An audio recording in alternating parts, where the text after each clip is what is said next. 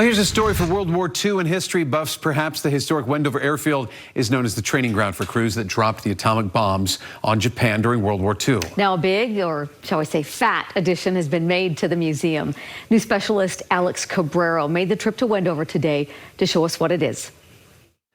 When people think about Wendover, they typically think of casinos, buffets, and things like that. But the history of Wendover is certainly a lot more, especially with that hangar back there. And this weekend, some of that history came back here.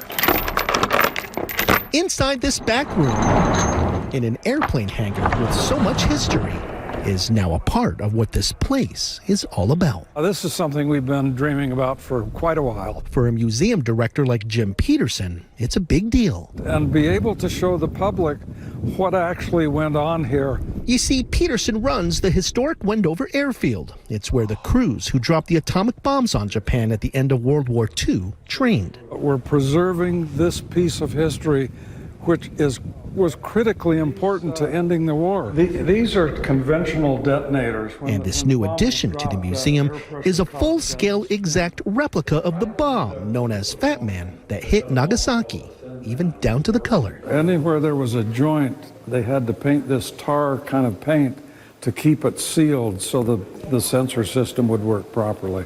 A California company made the replica thanks to a donation from Julie Kenley, whose husband's uncle was the fire chief in Wendover at the time this project was happening. It was always just a fascinating thing to me.